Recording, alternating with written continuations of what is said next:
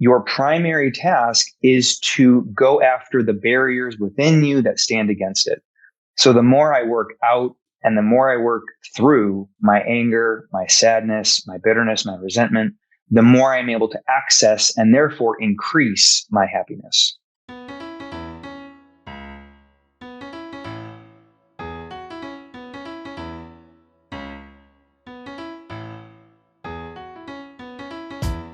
83% of Americans identify as not very happy, which can hold you back and negatively affect your relationships and your business. On this podcast, we discuss the proven steps to happiness so you can restore balance and rekindle your joy.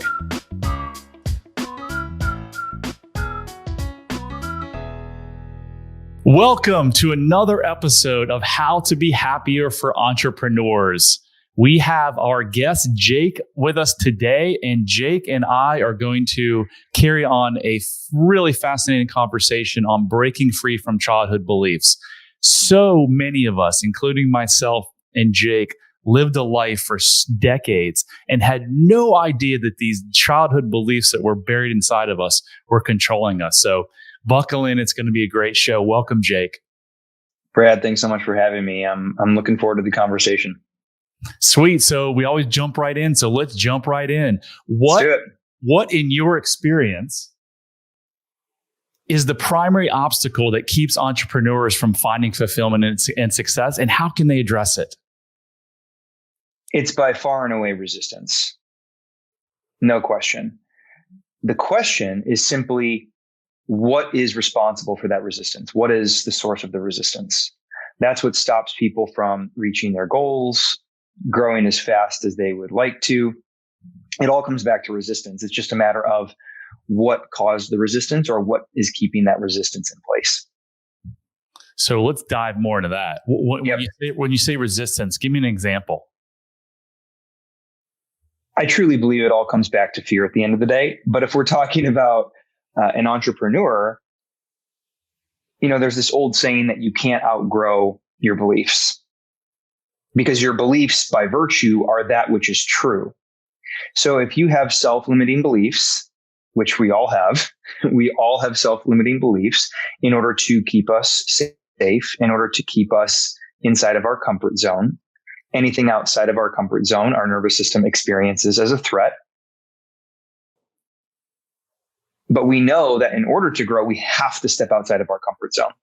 So if you have self-limiting beliefs, they are going to, by virtue, hold you back from getting to the next level, from going deeper in terms of love, intimacy, connection, creating greater financial abundance and success for yourself, attracting a greater degree of career opportunity, because the primary goal of the ego is to maintain the status quo.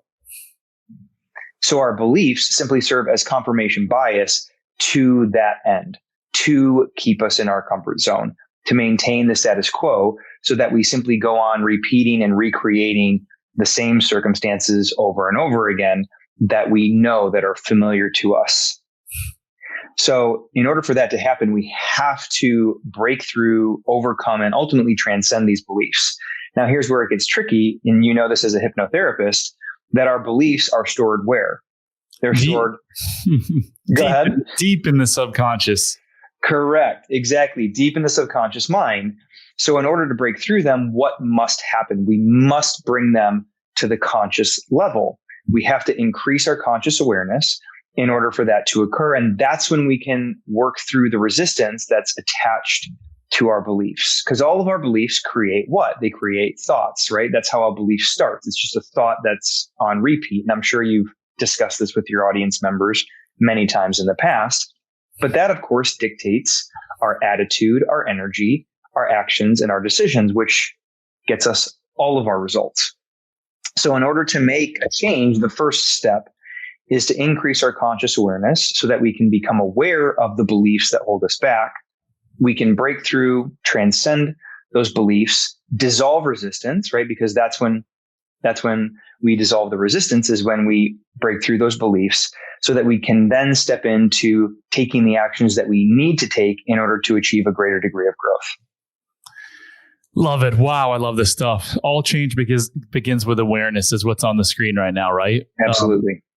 And and I know after dealing with hundreds and hundreds of people that it's, and ourselves really too, are shining examples. We had no awareness of what was driving the behavior that we wanted to change. So how could we ever change it? Well, the answer quite simply is that you can't. You can't. Right? You can't. You can't outgrow your beliefs. So in order to grow, you need to develop new beliefs so that there's congruence between your beliefs and your desires. If there's a lack of congruence there, quite simply put, it's going to be a round peg, square hole situation. So that's where we have to start. So the resistance that you experience, and I'm talking to the audience now, the resistance that you or any of us experience in relationship to our goals, to the vision that we have for the future, to experiencing a greater degree of love, intimacy, career opportunity, financial abundance. The amount of resistance that we currently experience is simply of a reflection of our current level of self-awareness, personal development, emotional intelligence, growth, and healing. Wow. Love it. So can you talk a little bit about those 4 steps and how someone could use those 4 steps to change these limiting beliefs and change their lives? Because this really is the secret to life. This is the secret to happiness. Mm-hmm. We have most of society in this hypnotized state, going to work at a job they don't like, coming home, fighting with the spouse, drinking 3 glasses of wine or a 6 or 12 pack of beer, arguing, and then redoing it every day, right? Shitty relationship, shitty health, not where they want to be financially. And this is it. This is why. And my question to you is, using those 4 steps, how does someone transform their life? Well, we have to heal before we transform, first and foremost. Those 2 things are actually different. Everybody wants to get to heaven, but nobody wants to actually die, right? Most transformational work, in full transparency, is just rearranging the deck chairs on the Titanic. Because the approach that most coaching, and you've probably seen this many, many times before in the people that you've served, right? They've hired the coaches, they've gone to therapy, and they're like, Brad, it still hasn't worked. It hasn't stuck long term. It hasn't been sustainable. Right? I'm still struggling with the same things. I mean, some narrative along those lines. Almost everybody, almost every single person. I've tried therapy. I've tried marriage counseling. I've gone to Tony Robbins. I know what I should be doing, but I can't do it. Right. Because there's a very significant difference between uncovering something and undoing it. Very distinct difference. You can become aware of the source of your limiting beliefs all day long. But until you experience healing around those experiences, those incidences, those circumstances, those situations, you're likely, despite your increase in conscious awareness, you're going to still go back to your old behavior patterns. Ooh, I love that. I love that. What a great explanation. You will.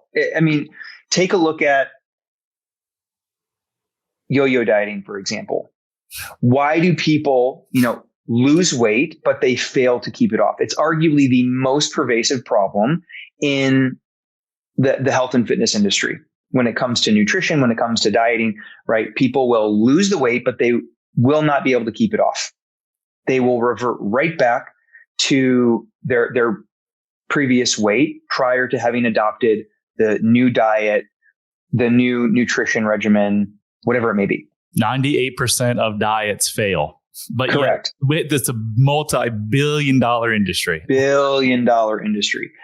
Statistics show, for example, 90% of people will revert back to their former level of behavior after the coaching, whatever that coaching is, whether it's health and fitness coaching, whether it's life coaching, whether it's business coaching or consulting, they will revert back to their former level of behavior and therefore results. That's staggering. Wow. I mean, take New Year's resolutions, for example, right? Because we're coming up on the new year. Everyone's looking to go into 2024, new year, new me. We hear it all the time, but statistics show that I believe come March 1st, over 87% of people are off track when it comes to their New Year's resolutions. And over 90% of people do not end up accomplishing them. Those are staggering statistics right there in 3 different areas. Why is that? Because we're operating, typically speaking, most coaching supports people at the level of behavior, not the level of belief. Conscious. Symptom, disease, conscious, unconscious. Yes. Right? So that's why most coaching is just rearranging the deck chairs on the Titanic. People tend to get results in the coaching container, but who cares about that if the results don't last, if they're not long lasting and sustainable, if they don't stick long term. So I often find myself, and I know from your and my conversations offline that you find yourself having people come to you and saying, nothing's worked, right? It's not sticking and I don't know what to do. I don't know why that is. Again, because there's a distinct difference between uncovering something and undoing something. Our primary task should not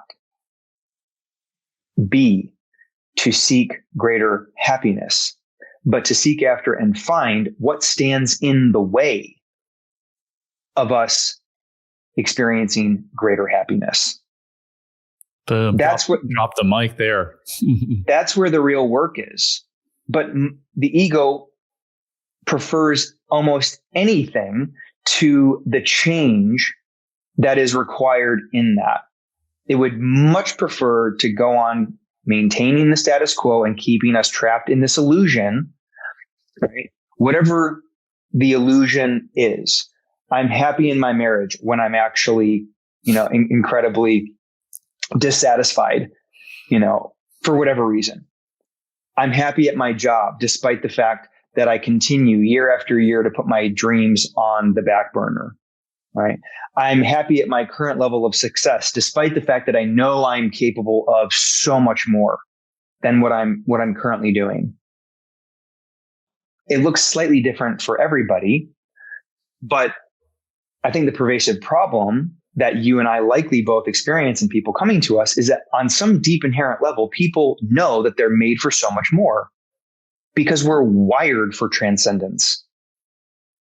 And this is why I will say to my clients, going back to my previous statement, our primary task should not be to seek after greater happiness, but to seek after and find the barriers within us that stand against it.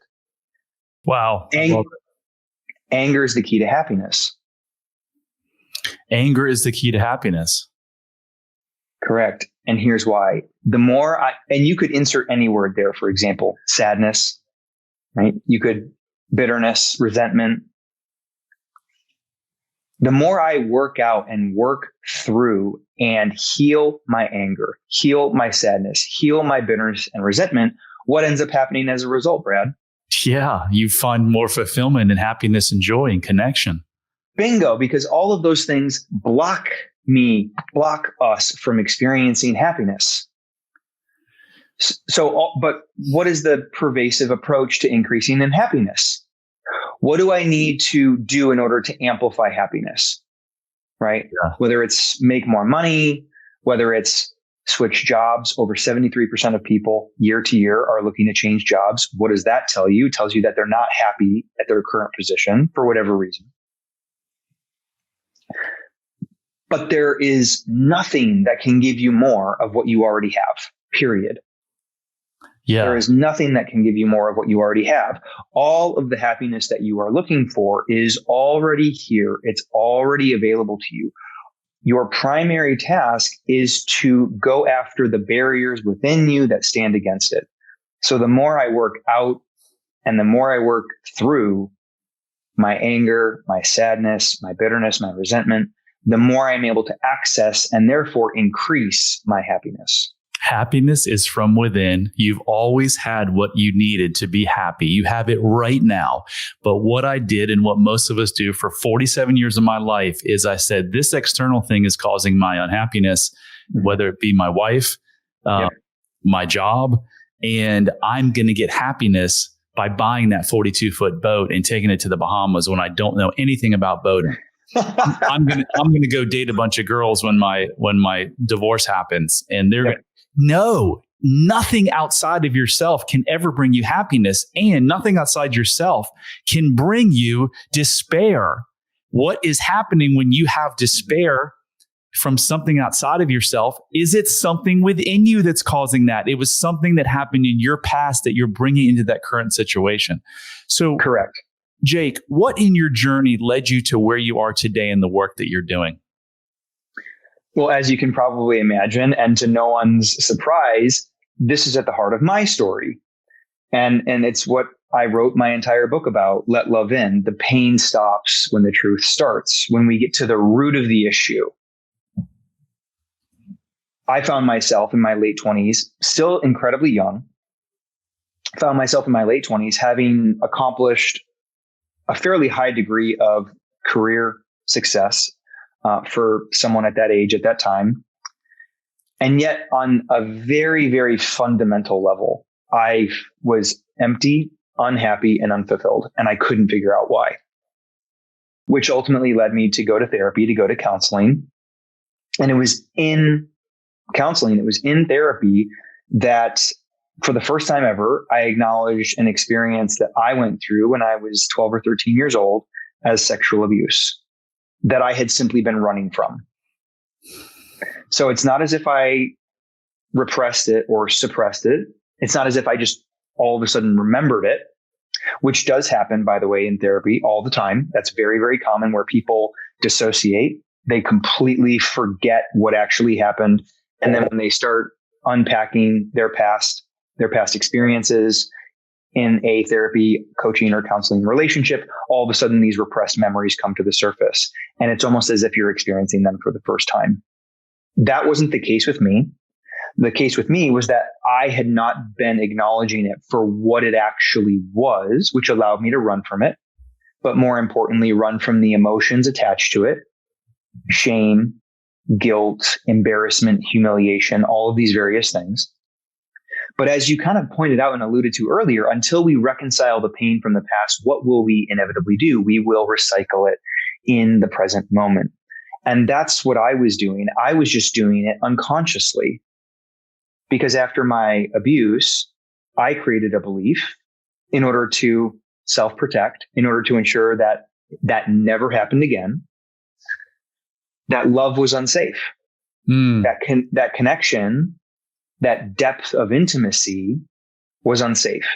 So as you can probably imagine, 15 years later, here I am in my mid-20s. I'm dating, entering into, long-term partnership. I needed to go on continuing to be right about this belief in order to maintain the status quo. So what do you think I did in my romantic relationships, and even outside of my romantic relationships, with my friends, with my family? What do you think I did? Self-sabotage? Correct. Yeah. I kept people at arm's length, because the story that I made up is, if I let you in, right, if I allow you to fully see me, if I allow myself to be vulnerable and connect with you, right? Because that's all very intimate, right?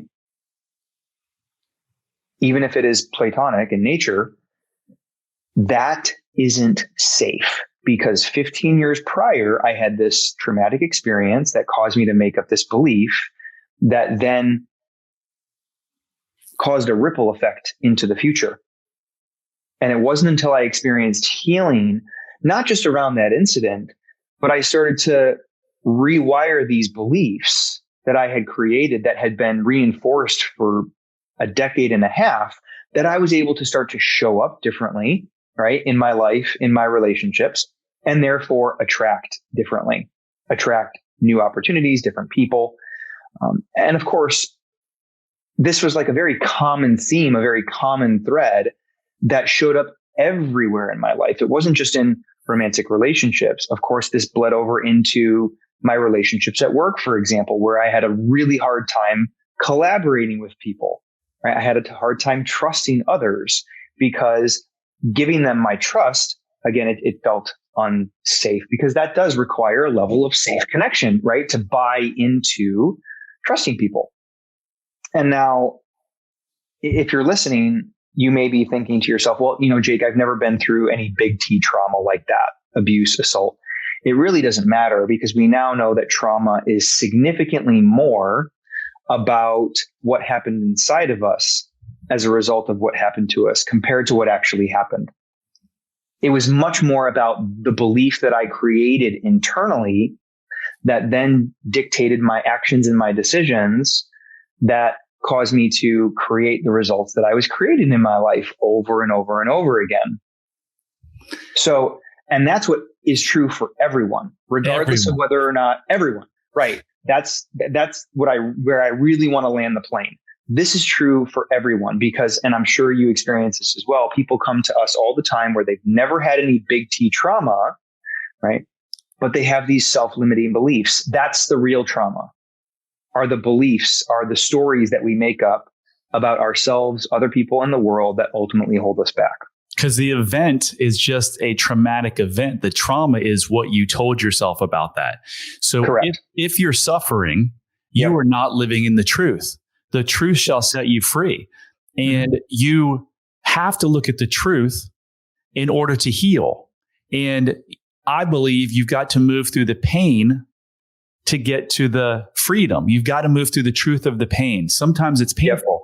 And that's why we both know people who aren't willing to change because they don't want to. I've had friends that are like, I don't want to address my pain. And then there's a whole nother subset of people that don't understand that their deeply seated beliefs are creating their pain, right? Correct. Well, because all of our beliefs, all of our thoughts create an emotional reaction inside of our body.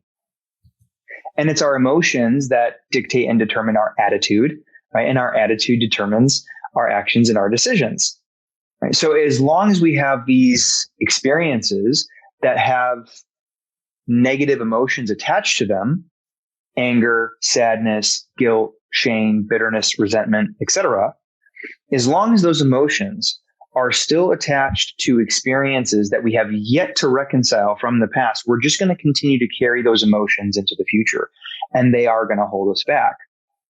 So it's important to understand that whenever we say yes to something, we say no to something else.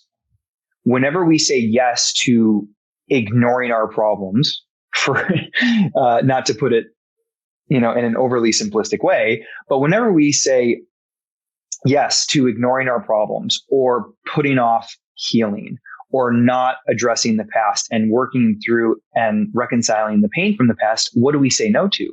We say no to growth. We say no to a greater degree of love, intimacy, financial abundance, and opportunity, because those are the things, the pain from the past, those are the things that block us from experiencing more of those things. Right? But again, as you pointed out, the ego prefers almost anything to change, anything. Because the ego / subconscious mind, its only purpose is to keep you alive. So it recreates the same shit you went through. So if you were sexually abused or you were physically abused and you're wondering why you're in an abusive relationship today, it's not your fault. It's just your mind saying, I don't care if you're happy or sad. I just know that I know how to keep you alive, not even safe. I know how to keep you alive in this. So we're just going to recreate those. So Jake, with this amazing knowledge and all you're experiencing in the growth and the healing that you've had, what do you do for what exactly do you do now? So I support my clients in a very, very similar way that you do. In terms of personal development and growth, spiritual development, it all follows the same 3 steps: construction, deconstruction, reconstruction. Construction is simply becoming aware of the beliefs, of the stories that stop us, that hold us back from growing, from reaching our full potential, from accomplishing our goals, whatever narrative you want to choose. It's becoming aware of all that stuff. The deconstruction process is actually breaking through and healing those things so that we can detach emotion from experience. For example, I now look back on my sexual abuse as one of the best things to ever happen to me because it gave me the gift of empathy, which any coach will tell you is arguably one of the most important qualities and characteristics that you need to have as a coach or as a therapist or as a counselor. You have to be able to meet your clients or your patients in the space of their pain and hold space for them and meet them there. This is the undoing, right? Construction is the uncovering. Deconstruction is the undoing. Reconstruction is where we adopt new patterns of behavior that are going to carry us forward into the future, which will create significantly new results and therefore a different life. So all personal growth, all spiritual development follows those exact 3 steps. But most people want to skip right to the reconstruction, right? Give me the diet plan, right? Give me the workout regimen, right? Without first addressing the internal beliefs and barriers within us that have us in need of a diet plan or a fitness regimen in the first place. And we ultimately end up bypassing the growth that needs to happen before that in order for it to stick long term. I love it. I have the same exact 3 steps. I call it something differently. Realize, recode, and then rewrite, which is saying the same thing. There you go. So if you're listening to this and you are wondering if you have these self-limiting beliefs and you have no idea, like, myself and Jake for so many years, go to bradchandler.com/quiz and take a 3-minute, 12 questions quiz. And it will tell you, it'll literally tell you if you have these self-limiting beliefs that are, impacting your relationship, your health, your business, everything, your friendship. So do that. You said something really, really significant, and that is that you are okay with or looked in a positive light on the sexual abuse that you incurred. Like it happened for you. I live my life every single day, Jake, that things happen for me. Because nothing really is bad in this world because it just is. I try to see things as just is rather than good or bad. And man, if this isn't the best example I've ever heard from anybody, you were sexually abused and you're literally saying that happened for me and good came out of it. So I haven't had a bad day in a year and a half, and I'm going to manifesting to live to be 110. So another 60 years. I'm not going to have another bad day because whatever happens to me. It's happening for me. You get to live your life the exact same way. You don't ever have to be mad or upset about anything if you can just see it for things as they are. But why is it so much easier for me to live my life like that now? Because for 47 years I couldn't. Because I did exactly the things you said, Jake. I did those 3 things. I deconstructed, I reconstructed. I went through the pain. I sought out the truth, and the truth set me free. And everybody has the ability to do this. Why don't you think this happens more in traditional therapy? Oh man, we could go down a lot of different. This is a whole can of. We could do a podcast alone on this topic. Maybe we'll have to. Yeah, I mean, we certainly can, but it's important to understand that our brains are actually wired to a victim mindset. So, right, this is happening to me. Our brains are actually wired to a victim mindset. It's the clinical terminology for it is external locus of control, where we blame other people and other things outside of us for what has happened to us and for our current results. That's hardwired into us. Why? Self-protection. Yeah. Right. Survival. Correct. Survival. Yeah. Because if I can blame other people and other things for my problems, that allows me to self-protect against other people hurting me or other things outside of me negatively impacting me. Internal locus of control, however, is not hardwired into us. That takes practice. It takes reps. It takes consistency, just like going to the gym.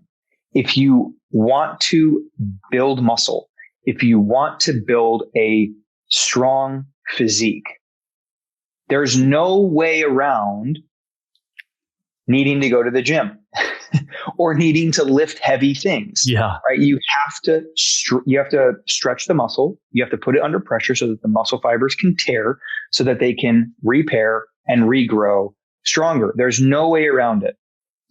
That has to happen. The same is true, right? And what happens if you don't use it? You lose it. It's amazing how quickly muscles atrophy. Like if you want to, like, quick example for this, just don't exercise for a month and then go back to exercising. You're going to be pretty sore for that first week or two when all of a sudden you get back into a consistent routine. I promise you that. So if you don't use it, you lose it. The same is true for a victor mindset, which is exactly what you just described. Everything is happening for me. That's a victor mindset. That is not hardwired into us.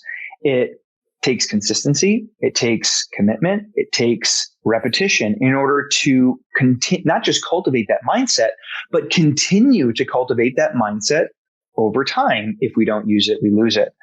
So, but going back to what you mentioned about breaking free from this idea of good, bad, right, wrong, that is dualistic thinking in nature. It's either or, it's either this or that, which is very closely associated. One could argue directly associated with the victim mindset. Nature doesn't make up a story when a wolf comes out of the woods and kills a deer. It's just nature being nature. Right? So there is no good, there is no bad, there's no right, there's no wrong in terms of what happened to me. Was it painful? Yeah, it was painful. Yep, absolutely. Was it terrible that person did that to me? Yeah, it was. But if that's where I stay, right? If I just stay in the space of, like, this happened to me, victim mindset, I will never be able to move beyond that mindset, right? You can never outgrow your beliefs. You can never outperform your identity. If I stay there, growth is impossible. Growth will always evade me, because I'll constantly be victim to this thing that happened to me, rather than asking myself the question, how can I use this? What's the lesson in this? What was the positive in this? Because there's always a positive. It may take a while for you to connect with that, like it did with me. You know, it took me 15 years to get to this point where I said, oh my goodness, because I have not just acknowledged what happened to me, but have spent a lot of time, energy, effort, hours in therapy, hiring coaches, I've been able to work through and overcome this terrible experience that has held me back. And that holds a lot of people back. 1 in 3 women will suffer some type of abuse, sexual or otherwise, at some point in time in their life. They say that for men, it's 1 in 6. But what I can tell you is that is largely due to a reporting problem, because less than 1% of men ever report their abuse. Wow. Whether it's physical, whether it's emotional, or whether it's sexual. Wow. Good stuff. So, Jake, as we conclude here, is there a client success story that you want to share with us? Someone who came to you and has had some major transformation? Yeah, great question. So we all have a core wound or a core fear that our ego is constantly seeking to keep us in alignment with. It's just a question of what that wound is for you specifically. But I worked with a client a couple of years ago. She was a very successful e-commerce entrepreneur. She had a lot of difficulty delegating because her core fear was of betrayal, was of being taken advantage of. So as you can probably imagine, her hiring decisions simply served as confirmation bias to these fears around betrayal. So what do you think she did when it came to hiring people? She ignored red flags, right? She ignored red flags. She didn't do proper due diligence. She arguably hired too quickly, right? The old adage is, hire slow, fire fast. She hired way too quickly. And those people eventually over time proved unfit for the job, which ultimately ended up setting her business back even further than before she hired that person. And every time, what did her ego do? her ego got to be right. See, this is why it's not safe to trust people. See, this is why you can't delegate to people. You have to continue to do it all on your own, right? And so she was constantly overworking herself for the sake of self-protecting, of course, but for the sake of keeping this core fear in place. Because as long as that fear is in place, she can't be taken advantage of. But the irony in all of that is we manifest what we fear, because that's where our focus and our energy and our attention is going. So we work through this. First of all, we bring awareness to this fear, this core fear that is driving so many, if not arguably all of her actions and her decisions. And it's not just limited to work. It shows up in her relationships as well. But nevertheless, the minute we started to create awareness around this fear and start to work through it, rewire it, as you put, all of a sudden, she starts making proper hires. Right? She starts making more informed business decisions. She has an easier time delegating. She's able to work through her resistance that, historically speaking, she experienced around all of those different things. And the business took off. And in 90 days, I think she went from making roughly $50,000 to $60,000 per month to $1.1 to $1.3 million per month. Oh, what kind of business? Think about that growth. What industry? Beauty business. So it was e-commerce. Wow. So a lot of her sales were due to advertising, which I realize not all people do advertising in their business. But, the ad agents, first of all, the hires that she had within her business served as confirmation bias to this old fear, to this wounding. But so did the contractors that she hired to handle her ads. Right? And so they were constantly dropping the ball. They were not delivering or under delivering. And it was seriously negatively impacting her business and therefore her ability to grow the business. Once we got rid of that ad agency, which of course her ego wanted nothing to do with, she wanted to keep them for the sake of, keeping this fear in place and achieving confirmation bias to her old story. The minute we got rid of them and hired a new ad agency that was capable of like enterprise size growth, boom, her business just took off. And then she had the right personnel to be able to support the growth. So these limiting beliefs control us, so many of us. If you want to find out if you have these limiting beliefs, again, go to bradchandler.com/quiz and find out in 3 minutes. Jake, that was amazing. How can people reach you and where can they find that awesome book of yours? Yeah. So the best way to connect with me is via Instagram. I am Jake Kauffman. So my first and last name, Kauffman. Otherwise, you can find my book on Amazon, Let Love In, The Pain Stops When the Truth Starts by Jacob Kauffman. So my full name, and again, that's Kauffman. Awesome. So guys, I'm trying to reach 1 million people with this message. So if you can help me by liking, sharing, reviewing, rating, whatever you can do to get this message out, I would really appreciate it. Thank you, Jake. And until next time, love heals all. Brad, thanks so much. Hit subscribe if you don't want to miss out on more life-changing content. And if you're struggling, you don't have to. Go to bradchandler.com/contact. There, you can join the Facebook community of like-minded entrepreneurs, and you'll see a button to schedule your freedom and happiness call. See you on the next episode.